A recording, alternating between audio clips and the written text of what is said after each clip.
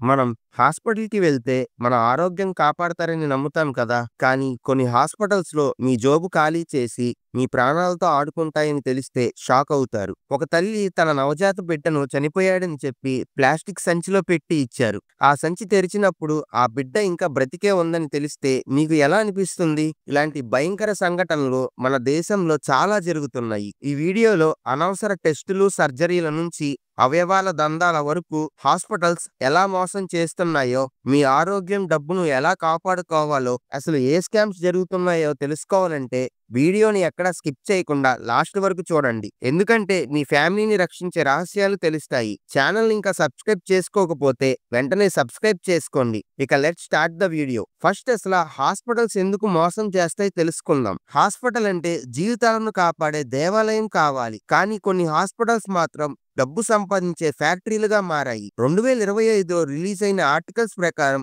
ఇండియాలో 47% శస్త్రచికిత్సలు అనవసరం. అంటే దాదాపు సగం ఆపరేషన్లు మీ ఆరోగ్యం కోసం కాదు, హాస్పిటల్ బ్యాంక్ బ్యాలెన్స్ కోసం చేస్తున్నారు. 2017లో ఢిల్లీలోని మ్యాక్స్ హాస్పిటల్స్‌లో ఒక జంట తమ కవల పిల్లల కోసం ఎదురు చూస్తున్నారు. ప్రసవం తర్వాత హాస్పిటల్ సిబ్బంది ఒక బిడ్డ చనిపోయాడని, కొన్ని గంటల్లో రెండో బిడ్డ కూడా చనిపోయాడని చెప్పారు. ఇద్దరి మృతదేహాలను ప్లాస్టిక్ సంచిలో పెట్టి ఇచ్చారు. కానీ హాస్పిటల్ నుంచి 3 కిలోమీటర్ల దూరం వెళ్ళాక సంచి కదలటం స్టార్ట్ అయింది. భయంతో ఏంటి అని సంచి తెరిచి చూస్తే ఒక బిడ్డ ఇంకా బ్రతికే ఉన్నాడు. ఇలాంటి మోసం మీ ఊర్లోని హాస్పిటల్లో కూడా జరగొచ్చు. ఇది కేవలం ఒక కేసు మాత్రమే, కానీ ఇలాంటి ఎన్నో భయంకరమైన మోసాలు జరుగుతున్నాయి. హాస్పిటల్స్ డబ్బు సంపాదించడానికి చాలా రకాల మోసాలు చేస్తాయి. వాటిలో కొన్ని చూద్దాం. మొదటిది అనవసర సర్జరీలు. 2025 డేటా ప్రకారం 56% గుండె ఆపరేషన్లు, 49% గర్భాశయ ఆపరేషన్లు, 48% క్యాన్సర్ సర్జరీలు, 49% మోకాళ్ళ మార్పిడి ఆపరేషన్లు, 46% సి సెక్షన్ ప్రసవాలు అనవసరం. ఎందుకంటే ఈ ఆపరేషన్లు హాస్పిటల్‌కు లక్షల రూపాయల లాభం తెస్తాయి. ఫర్ ఎగ్జాంపుల్ 2025లో ముంబైలోని ఒక హాస్పిటల్‌కి ఒక 45 ఏళ్ల మహిళ సాధారణ నొప్పితో వెళ్తే మీ గర్భాశయం తీసేయాలి అని చెప్పి ఆపరేషన్ చేశారు. తరువాత తెలిసింది ఆమెకు అలాంటి సమస్య లేదని. రెండోది వెంటిలేటర్ స్కామ్లు. చనిపోయిన రోగులను బ్రతికే ఉన్నారని చెప్పి వెంటిలేటర్ మీద ఉంచి లక్షల బిల్లులు వసూలు చేస్తారు. 2025లో హైదరాబాద్‌లోని ఒక హాస్పిటల్లో 14 ఏళ్ల బాలుడు బ్రెయిన్ డెడ్ అయినప్పటికీ ఒక నెల పాటు వెంటిలేటర్ మీద ఉంచి 10 లక్షల బిల్లు వేశారు. తల్లిదండ్రులకు చెప్పకుండా ఈ మోసం చేశారు. చివరికి హాస్పిటల్ 15 లక్షల పరిహారం ఇవ్వాల్సి వచ్చింది. మీకు ఈ డౌట్ రావచ్చు, ఆ అబ్బాయి వాళ్ళ పేరెంట్స్ కి ఈ విషయం ఎలా తెలిసిందని. నెల రోజులైనా ఆ అబ్బాయికి స్పృహ రాకపోవడంతో వాళ్ళ పేరెంట్స్ వేరే హాస్పిటల్ కి షిఫ్ట్ చేద్దామని అనుకున్నారు. కానీ ప్రస్తుతం ఉన్న హాస్పిటల్ నుంచి సరైన రెస్పాన్స్ రాకపోవడంతో అనుమానం వచ్చి పోలీసుల హెల్ప్ తీసుకుంటే నిజం బయటపడింది. ఇక మూడవది అనవసర టెస్టులు. జలుబు, జ్వరం వంటి చిన్న చిన్న సమస్యలకు వెళ్తే డాక్టర్ 20 నుండి 30 టెస్టులు రాస్తాడు. కొన్ని ల్యాబ్లు సింగ్ టెస్ట్ చేస్తాయి. అంటే 1 లేదా 2 టెస్టులు చేసి మిగిలిన బ్లడ్ శాంపుల్స్ పడేసి ఫేక్ రిపోర్ట్స్ ఇస్తాయి. 2024లో బెంగుళూరులో ఇన్కమ్ ట్యాక్స్ డిపార్ట్మెంట్ దాడుల్లో 200 కోట్లు అక్రమ డబ్బు, 800 కిలోల బంగారం దొరికాయి. ఏంటి అని ఎంక్వైరీ చేస్తే ఇవన్నీ డాక్టర్లకు కమిషన్ గా ఇవ్వడానికని తెలిసింది. ప్రాణాలను కాపాడాల్సిన డాక్టర్లే ఇలాంటి స్కాములు చేస్తుంటే ప్రజలకి ఇంకేం నమ్మకం ఉంటుంది? ఇక నాలుగవది మెడిసిన్స్. హాస్పిటల్స్ లో ఒక మందు ధర 5,000 అయితే బయట అదే మందు 1000కే దొరుకుతుంది. ఫార్మా కంపెనీలు హాస్పిటల్స్ కు మందులు చౌకగా ఇచ్చి పేషెంట్స్ కు రెట్టింపు ధరకు అమ్ముతాయి. మళ్ళీ హాస్పిటల్స్ లో రూల్ ఏంటంటే మెడిసిన్స్ హాస్పిటల్లోనే కొనాలి. ఒకవేళ బయట కొందామని షాప్స్ కి వెళ్ళినా ఆ మెడిసిన్స్ బయట దొరకవు. కనీసం ఇలాంటి వాటి మీదైనా గవర్నమెంట్ స్ట్రిక్ట్ యాక్షన్ తీసుకోవాలి. 2023లో చెన్నైలోని ఒక క్యాన్సర్ హాస్పిటల్ టెమిక్యూర్ 250 mg మందును 1950 రూపాయలకు కొని పేషెంట్ కి 8,647 రూపాయలకి అమ్మింది. డాక్టర్లకు ఫార్మా కంపెనీలు లంచాలు, కమిషన్, ఫారెన్ ట్రిప్స్ ఇస్తాయి. 2022లో డోలో 650 కంపెనీ 1000 కోట్ల రూపాయలు డాక్టర్లకు బహుమతులు, లంచాలు ఇచ్చిందన్న విషయం మనందరికీ తెలిసిందే. ఇది అంతా వాళ్ళు కోవిడ్ టైంలో డోలో 650ని జనాల మీద రుద్ది సంపాదించారు.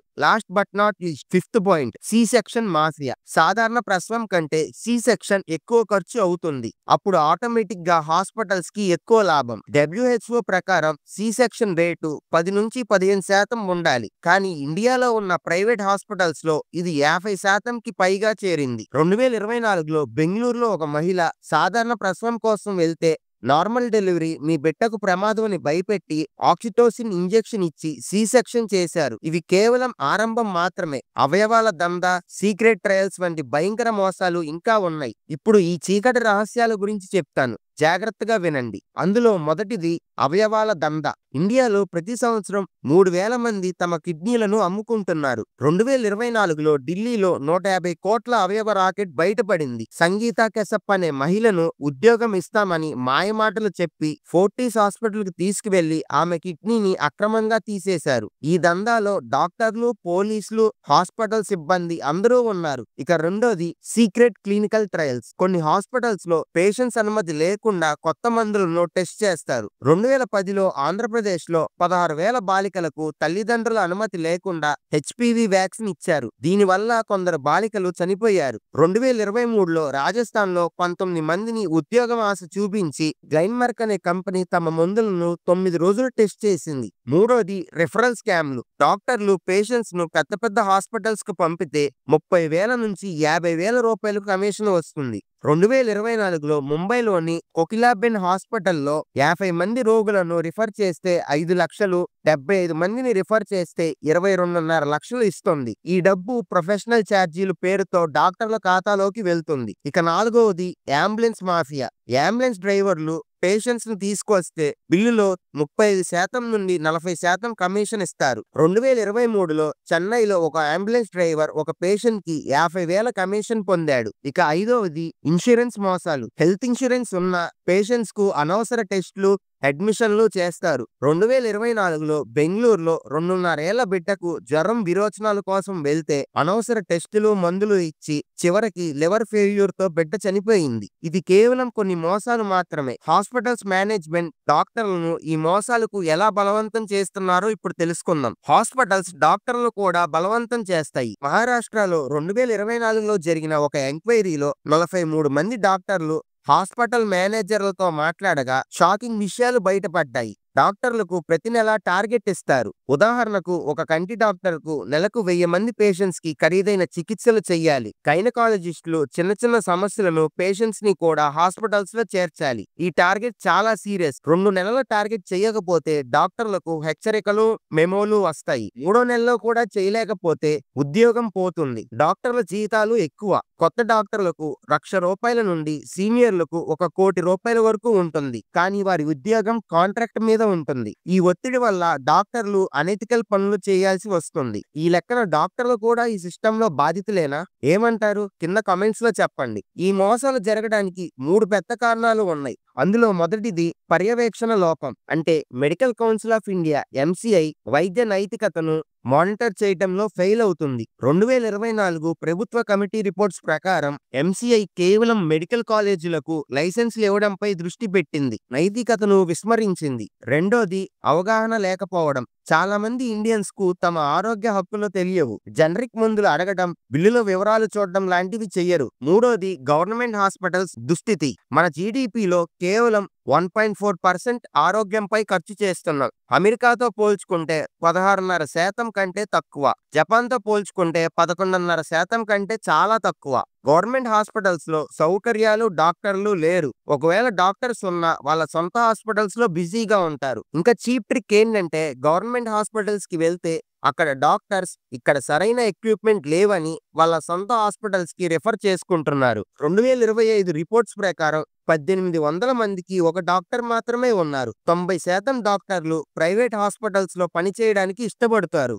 ఎందుకంటే అక్కడ జీతం ఎక్కువ. జీతంతో పాటు కమిషన్స్ కూడా ఉంటాయి. చాలా మంది ఒక్కటే మైండ్ సెట్ లో ఉంటున్నారు. లక్షలు కట్టి డాక్టర్స్ అయ్యాం కదా, ఇప్పుడు కోట్లు పోగేసుకుందామని. సర్లే, ఇక మెయిన్ పాయింట్ లోకి వద్దాం. ఈ మోసాల నుంచి మనల్ని మనం కాపాడుకోవడానికి సులభమైన మార్గాలు ఉన్నాయి. పాయింట్ నెంబర్ 1, హెల్త్ ఇన్సూరెన్స్ తీసుకోండి. ఇన్సూరెన్స్ ఉంటే హాస్పిటల్స్ అధిక బిల్లులు వేసే అవకాశం తక్కువ అవుతుంది. ఎందుకంటే ఇన్సూరెన్స్ కంపెనీలు బిల్లులను జాగ్రత్తగా చూస్తాయి. కొంచెం తేడాగా ఉన్న క్వశ్చన్ చేస్తాయి. పాయింట్ నెంబర్ 2, సెకండ్ ఒపీనియన్ తీసుకోండి. అత్యవసరం కాని కేసుల్లో 3-4 డాక్టర్ల నుంచి అభిప్రాయం అడగండి. 2023లో ఒక పేషెంట్ రెండో అభిప్రాయం తీసుకోవడం వల్ల అనవసర గుండె ఆపరేషన్ నుంచి తప్పించుకున్నాడు. పాయింట్ నెంబర్ 3, జనరిక్ మందులు అడగండి. బ్రాండెడ్ మందుల కంటే జనరిక్ మందులు 80% చౌకగా ఉంటాయి. పాయింట్ నెంబర్ 4, ఐటమైజ్డ్ బిల్ అడగండి. బిల్లులో ప్రతి అంశం వివరాలు చూడండి. పాయింట్ నెంబర్ 5, ఫిజిషియన్ ను ముందు కలవండి. సర్జన్ ను నేరుగా కలవకండి. ఫిజిషియన్ ముందు